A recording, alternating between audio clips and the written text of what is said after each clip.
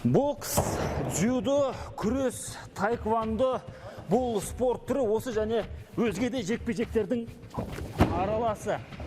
Бірақ бұл аралас жекпе-жек емес, ресми атауы қойын қолтық ұрыс. Армысыз.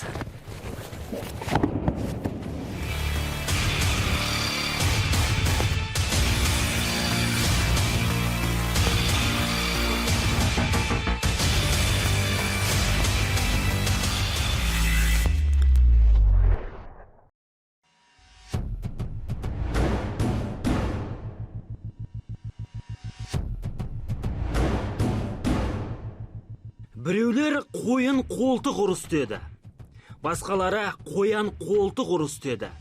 Ал қазіргі атауы жай ғана жекпе-жек сайысы. Қалай болғанда да бүгінгі таңда ол толыққанды спорт түрі. Өзінің ережелері, жарыстары және оны өмірінің негізіне айналдырған әуес қойлары бар.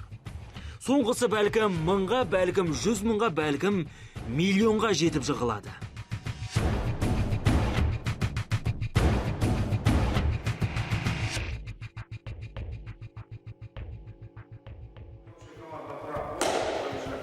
Қазақстанға бұл спорт 90-шы жылдардың ортасында келді. Жалпы оның пайда болған уақыты да сол шама. Алғашқыда тек күш құрылымдары мен арнайы жасақ қатарындағы жігіттер айналысады. Ал қазір кеңінен дамып бұқаралық сипат алған. Қыздар арасындағы бәсеке пайда болды.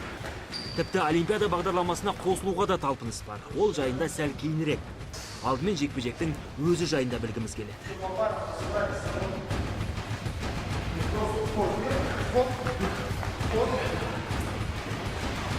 Енді бұл жекпе-жек сайысы тек қана бокс спорты болатын болса, тек қана қолмен ғана, таэквондо спорты болса, тек қана аяқпен күрес. Бұл спортта барлық спорттың түрлерін қамтиды, барлық спорттың жиынтығы. Содан кейін ерекше болып келеді. Енді бұл спорт түрі қазіргі уақытта қорғаныс күштерінде, әскери салаларда, басқа да органдарда жақсы дамыған. Өйткені бұл кей соғыс жағдайында, басқа да жағдайлар кезінде өз-өзін қорғауға қызметкерлерді жақсы тәрбиелейді. Ал енді қазіргі уақытта бұл спортпен кішкентай балаларда жақсы қызығып шұғылдануда. Қазіргі уақытта безопасность данного спорта на высоком уровне. Қауіпсіздікке қатысты мәселелер бұл спортта жан-жақты қаралған. Яғни жатқан адамды ұруға болмайды. Желкеден соғуға тыйым салынған. Белден төмен теуге тағы рұқсат жоқ. Сондықтан сырттай қорқынышты болып көрінгенімен барлық қауіп-қатер ескерілген. Соған сәйкес жарысқа шығар алдында қолғап пен шлем кигізеді. Бірақ бұл жарақат болмайды дегенде білдірмейді. Болғанда қандай? Алайда ер азамат барлығына шыдауы керек. Жалпы жарақат деген дүние тек біздің спортта ғана емес, бәрінде бар ғой.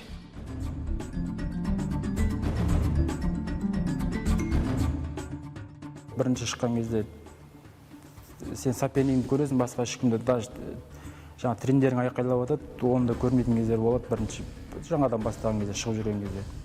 Ешкімді көрмейсің, тек сопернигіңді ғана көресің, болды, басқа ешкімді көрмейсің. Енді қазір біраз жыл болды, шығатын алдында уже сопернигіңді білесің, қандай ол спортсмен, неден бастаған спортсмен, боксер или кикбоксер. Соған қарап настрой ала бересің өзің жарыстың алдында. Жану деген болады жарыстың алдында, бірақ дайын болып тұрса, ол жеңіске жетеді ол спортшы.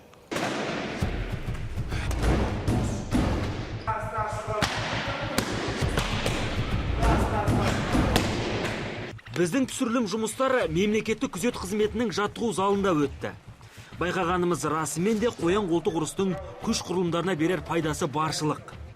Әрбір әдіс тәсіл, әрбір қимыл қозғалыс жаумен бетпе-бет келгенде қолдануға арналған. Денедегі бұлшықеттің бәріне салмақ түседі, сәйкесінше шымыр қылып шығарады. Логиканы да босаңсытуға болмайды. Өйткені қажетті әдісті әдегеннен анықтап, секунд ішінде шешім қабылдамасаң, қарсыласың алып ұрады. Бұл спорт жағдайында жеңілді дегенді, ал соғыс жағдайында өлді дегенді білдіреді. Жекпе-жек сайыс өнерінің ең бір әдемі, ең бір күрделі, ең бір тамаша түрі біздің әскерлер қатарында, құқық қорғау органдар қатарында бұрын жабық болған, қазір міне ашылды. Соның ережесін біріншілеп өзім жазып, соны үлкен адамдарға, министрлерге, спорттың министрлігінің специалистеріне көрсетіп, солардан қолдау алып, содан кейін барып соны мен іске қостым. Сондықтан міне тең дәрежеде жекпе-жек сайыс осындай жоғары деңгейде мынау құқық қорғау орындарында өткізіліп жатыр. Бастапқыда қыр-сыры құпия сақталып, тек күш құрылымдарында ғана қолданылғанымен бертін келе бәрібір бұқаралық сипат алып кетті. Өйткені спорттың тартымдылығы жоғары. Әсіресе мынадай жойқын соққы мен күрделі әдістер кез келген жасөспірімнің назарын өзіне аудармай қоймайды. Осыдан барып түрлі спорттық секциялар ашыла бастады. Жастар мен жасөспірімдер арасындағы жарыстар пайда болды. Қазір қоян-қолтық жекпе-жекпен кәсіпқой тұрғыда айналысатындар саны мыңдап саналады. Және ол үрдіс тек біздің елде ғана емес, бүкіл әлемде кеңінен етек жайып келеді.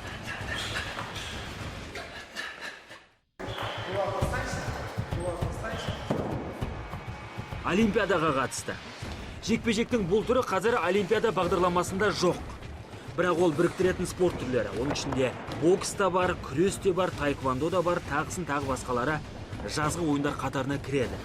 Тіпті каратенің өзін 2020 жылдан бастап қосып жатыр. Ал қоян-қолтық жекпе-жек өз талпынысы жайында жар сала жарияламады.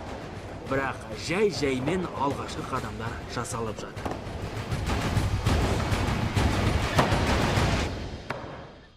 Есть у Международного олимпийского комитета такое требование, дабы, соответственно, вступить в Олимпиаду. Халықаралық олимпиада комитетінің талабына сәйкес қыздар арасындағы бәсеке пайда болды. Халықаралық жарыстарда олар 4 салмақ бойынша сынға түседі. Ал ерлер 9 салмақ дәрежесі бойынша өзара мықтыны анықтайды. Әрине олимпиадаға қосылу жайында ештеңе айта алмаймын, тым ерте шығар. Бірақ біздің халықаралық федерация олимпиада комитетімен бірлесе жұмыс жасап, оның барлық талаптарына сай болуға тырысады. Жарайды, Олимпиаданың әңгімесін уақыты келгенде айтамыз. Ал қазіргі қорлықтық және әлемдік додаларда жерлестеріміз алдына жан салмайды. Осылай деп нық сеніммен айтуға негіз бар. Өйткені Чехияда өткен соңғы Еуропа чемпионатында мықты деген Ресейдің өзін басып озып. Ерлер арасындағы жалпы командалық есепте бірінші орынды алдық. Әлемдік додадағы көрсеткіштеріміз де көңіл көншітерлік. Жекпе-жек жағынан келгенде Қазақстан өте қазақ қызуқанды халық қой негізінде. Ол жекпе-жек жағынан қазақтар жеңілмейді, көп жерде жеңе біледі қазақтар. Мүмкін сол жағынан деп ойлаймын. Қазір бұл қоян-қолтық ұрыс деген Қазақстан дамып келе жатыр, ол әлемдік деңгейде Қазақстан уже бірінші, екінші орындарда өз-өздерін көрсетіп жүр. Первый чемпионат мира у нас вообще проходил здесь, в Алмате, в Казахстане. Жекпе-жек сайысының ең алғашқы әлем чемпионаты Қазақстанда, нақтырақ айтсақ, Алматы қаласында өтті. Бұл 2000 жылдар болатын. Осы спорт түрі бойынша дүниежүзілік федерация құрылып, үлкен дода ұйымдастырылды. Жерлестеріміз дегеннен жақсы өнер көрсетіп, барлық салмақ бойынша жеңімпаз атанды. Тек біреуінде ғана финалда қарсыласқа жол бердік. Міне осыдан бері қарқынымыз төмендемеді. Қазір жыл сайын жасөспірімдер, жастар және ересектер арасындағы әлем чемпионаттары өтіп тұрады. Барлығына да қатысамыз және намысты қолдан бермей, тек қана жеңіс тұғырынан көрініп жүрміз.